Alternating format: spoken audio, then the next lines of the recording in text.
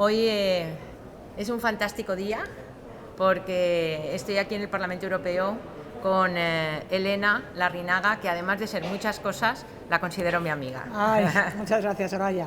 Igualmente, hija. Como sabes, Elena, presentamos nuestra plataforma, la plataforma de Mujeres al Frente, que es efectivamente un instrumento más, un humilde instrumento para poder servir de altavoz, dar voz al trabajo que muchas mujeres, tanto en Europa como fuera de Europa, en muchísimos países, África, América Latina, el trabajo que hacen, ¿no? En su defensa de las libertades, en su defensa de los derechos humanos. Por eso en nuestra página indudablemente tenías que estar tú, porque Elena Larrinaga es una activista Sí. de derechos humanos, una activista de la democracia, una activista de la libertad y, bueno, aparte de formar parte de las Damas de Blanco condecoradas con el Premio Sájarov en el 2006, fundadora del Observatorio de Derechos Humanos cubano. Por lo tanto, era imprescindible que estuvieras en nuestra página, en nuestro espacio de Mujeres al Frente. Y esa es la primera pregunta que quería hacerte, Elena. ¿Cómo comienza en ti esta larga trayectoria que tienes como defensora de derechos humanos, como activista por las libertades? Pues mira, Soraya, yo te diré que esto nació de la historia de mi vida, ¿no? Yo salí de Cuba siendo una niña, no salí con mis padres, salí con mis tíos, vi a mis primos también salir sin sus padres, y vimos mucho dolor, mucho sufrimiento, sobre todo mucho sufrimiento femenino. La separación de los hijos de los padres fue muy dura, durísima. Salimos a Estados Unidos, vivíamos en Washington por la cercanía un poco, porque no sabíamos lo que iba a pasar, y yo vi pasar por mi casa tanta gente de tan diferentes perfiles, de tan diferentes razas, de tan diferentes ideologías, y ahí entendí que el sufrimiento humano es uno, que no depende es uno. Después de eso vinimos a Europa. Cuando llegamos a Europa tampoco nadie entendía muy bien qué pasaba, porque en aquel momento la revolución era como un hito. Sentimos un poco la soledad, una falta de entendimiento, pero y luego otra vez intentar acoplarte a un país donde se hablaba francés. Yo salí siendo una niña, no sabía hablar inglés, tuve que aprender inglés a la fuerza, luego tuve que aprender francés y finalmente mi padre cuando salió dijo, mira, nuestros ancestros están en España, pues vamos a España, donde el idioma por lo menos. Y mi experiencia es que tú en la vida, cuando te pasan cosas que no te gustan, que son desagradables, que no las entiendes, que ves un sufrimiento que encuentras absurdo porque conoces a la gente, tú tienes dos opciones. O refugiarte en ese dolor y volverte una persona, no te digo un poco amargada o resentida, o victimizarte, o decir, voy para el otro lado. Voy para el otro lado y voy a intentar construir sobre lo que hay. Voy a intentar, mi familia cuando llegó a España fue una de las fundadoras del Centro Cubano de Madrid. Yo vi pasar cientos de miles de personas que venían de Cuba, que luego fueron para Estados Unidos. Cuando yo llegaba del colegio no sabía lo que me iba a encontrar. Y eso me enseñó mucho de la solidaridad, me enseñó mucho que mis padres vivieron con alegría de poder hacer cosas por la gente y bueno, eso fue lo que me enseñaron. Y las generaciones fueron pasando, los anteriores se fueron muriendo y teníamos que coger el testigo y lo cogimos. Y cogiste esa antorcha. Elena, este año, bueno, en los últimos años también, pero de forma muy clara, este año hemos visto una movilización social en Cuba como no habíamos percibido desde fuera de Cuba hasta este momento. Movimientos como el movimiento San Isidro, la movilización del pasado 11J y en todos estos fenómenos de movilización social hemos visto a muchísimas mujeres al frente de la misma. ¿Cómo lo has observado esto desde tu visión directa de lo que está sucediendo en el país? Bueno, Soraya, tú ya sabes, porque te lo he contado muchas veces, que yo tengo esta red femenina de Cuba, que te vuelvo a decir que te agradece muchísimo tu apoyo y tu solidaridad, y que estas mujeres no pueden más. No pueden más porque muchas de ellas han vivido en familias que creyeron en aquella revolución, que tenían unas ideas buenas, que luego se desvió absolutamente del camino Pero claro, ellas fueron personas que estuvieron educadas en un monopolio ideológico, en un adoctrinamiento en el colegio, y es muy difícil cuando vives en un país muy cerrado, es muy difícil, no tienes manera de esposigar. Pero claro, llega un momento que tú ves a tus hijos crecer y dices, la misma vida que he tenido yo, ya sabes que las madres somos generosas por naturaleza, ¿no? Y no quieren. Y estos hijos jóvenes han tenido acceso a las redes sociales, están viendo otras cosas en el mundo. Mira, yo me acuerdo, nosotros pasábamos años y años sin poder hablar con nuestros parientes que teníamos allí. Claro. Y yo me acuerdo, por ejemplo, la primera vez que le pudimos dar a Laura Pollán un teléfono, te estoy hablando ya 2000 entrado hacia adelante, porque antes trabajábamos a ciegas, no teníamos... Claro. No teníamos. Hay gente que no se imagina esto. No se imagina esto. Ha nacido claro, no lo puede entender. Un teléfono en la mano. No lo puede entender y le mandamos un teléfono móvil y le dijimos, por favor, Laura, lo único que tienes que hacer, enciéndelo cuando salgas a marchar. Oye, fue la primera vez que yo oí en vivo lo que era un mitin de repudio, que me quedé, sabía que existían, pero nunca lo había escuchado con esa violencia. ¿Sabes lo que te quiero decir? O sea, yo me acuerdo, por ejemplo, tú te acordarás cuando vinieron los presos de la Primavera Negra, yo no pasé una noche más nerviosa en mi vida porque decía, por fin voy a conocer a la gente, voy a conocerles, claro, a la gente por la que hemos estado aquí. Y fue una cosa increíble. Y aquello fue también muy doloroso, Soraya, porque la salida de la cárcel de estos señores que habían pasado tantos años, sus mujeres habían quedado en casa con sus hijos y había muchos hijos que ni siquiera reconocían a sus padres porque habían pasado años. Lo que esas mujeres pudieron sufrir también, porque tú imagínate ser mujer, que tu marido salga de la cárcel, que de la cárcel, aunque salgas bien, pues nunca sales todo lo bien. Encima tener que hacer de mediador entre ese padre y esos hijos en un país extraño.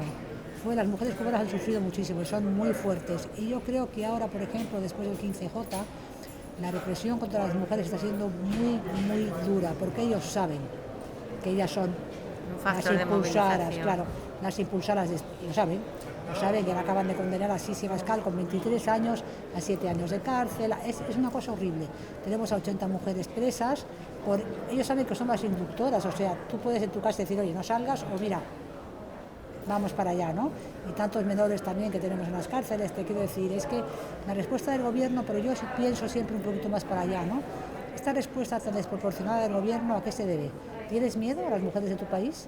¿Tienes miedo a los jóvenes de tu país? ¿Qué pasa? Es una respuesta terrible porque muchas veces yo creo que hay mucha gente que no es consciente cuando se habla del terrible, del régimen cubano. Esto que nos acabas de decir, una mujer joven de 23 años como mi hija, sí, que la encarcelan y la condenan a 7 años por sedición, simplemente expresar su derecho a ser libre.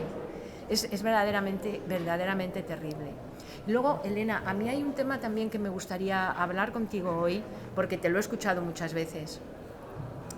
Todavía, aunque está claro que en un régimen dictatorial, donde no hay una democracia, no pueden existir libertades para nadie, todavía puede haber una parte de la población que piense que hay algunos derechos que pueden estar garantizados.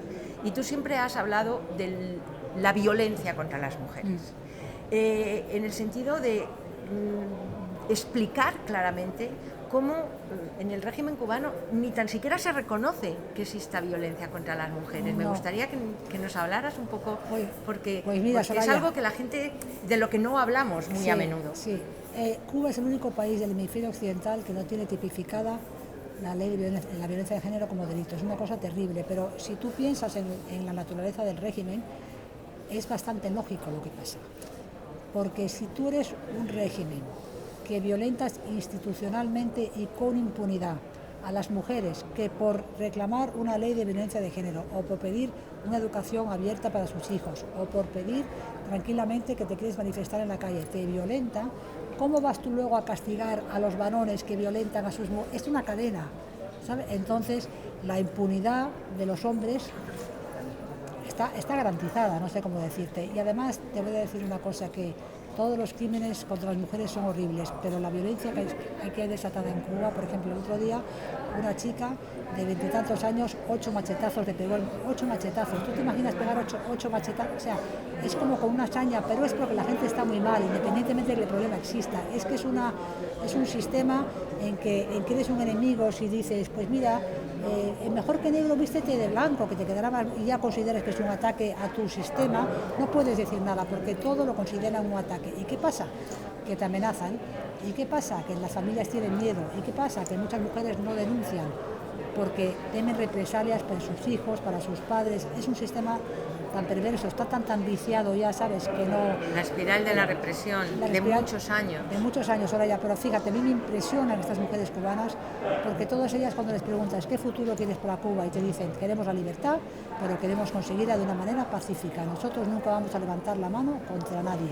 Y para mí eso es una cosa que la considero heroica, que es como debe de ser, por otro lado es como debe de ser, pero considero que hay personas tan serenas, tan sensatas, tan cívicas de responder, y la lógica es, por lo que hablábamos el otro día, oye, tú a mí no me reconoces, pero yo a ti sí, te reconozco tu derecho. Eso, Elena, te quiero preguntar, porque efectivamente la salida, la única salida de esta dictadura cubana es una transición democrática. Sí. Y tú eres una de las personas que más abogas, efectivamente, sí, porque este camino hay que iniciarle cuanto antes. Ahí el papel de las mujeres será también muy importante. Claro, muy importante, sí, de suavizar, porque yo creo que hay que cambiar también la teoría que tenemos, o el concepto que tenemos de masculinidad, ¿no? Yo creo que las mujeres somos importantes porque humanizamos la vida y la vida política, tú lo sabes mejor que nadie. Sensibilizamos a las personas, tenemos una manera de hablar y de decir las cosas. El afecto nos puede muchas veces, la consideración, el respeto, yo creo que eso es una cuestión que hay que poner encima de la mesa, y ahí hace falta la mujer para que las partes entiendan que la transición es lo más positivo que hay, porque no hay otra cuestión. Yo aprendí mucho de la transición española, mucho, yo soy una licenciada en Historia, especialista en Historia Moderna, y la estudié en profundidad. Conocí a muchos actores de un lado y de otro. Supe del esfuerzo. Mira, Emilio Pablo Cabo Sotelo me dijo, Elena, un día que llevé a Raúl Rivero para verle allí, me dijo, Elena, yo tuve que darle la mano a Santiago Carrillo, que dicen que fue el que habló en el Congreso para cuando murió Cabo Sotelo. Y pensé, qué difícil, qué pensaría mi tío, ¿no?, que era hermano de su padre. Y pensé después, y qué difícil para él también. Yo me quedé con esa frase. Esa es la democracia, ¿no? El reencuentro de un país con la democracia es el reencuentro con los diferentes, claro, es el reencuentro de reconocerse, claro, de apreciarse, ese abrazo, esa foto del abrazo, claro, que representa efectivamente el proceso de transición española, el proceso de reencuentro, y también el reencuentro de los afectos, independientemente de cuál sea la posición ideológica en la que uno se encuentre. Y ojalá que este camino de transición democrática pueda iniciarse cuanto antes, porque son ya muchos años. Y finalmente, ya para acabar, como consecuencia terrible de esta represión, de estos largos años de falta de libertades, están los presos y las presas políticas.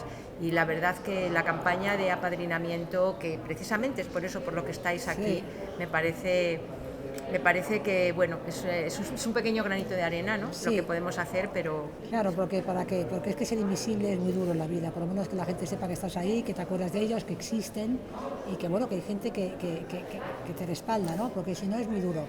Y el tema de la transición, te voy a pedir ayuda, ¿eh? Te vamos a pedir ayuda. Tú sabes que puedes contar con nosotros. Porque la necesitamos, ¿no? Hay que ser realistas y entender que es un proceso complicado, como lo fue el español, y que vamos a necesitar muchos apoyos. Y sé que en ti lo voy a tener, y te damos las gracias.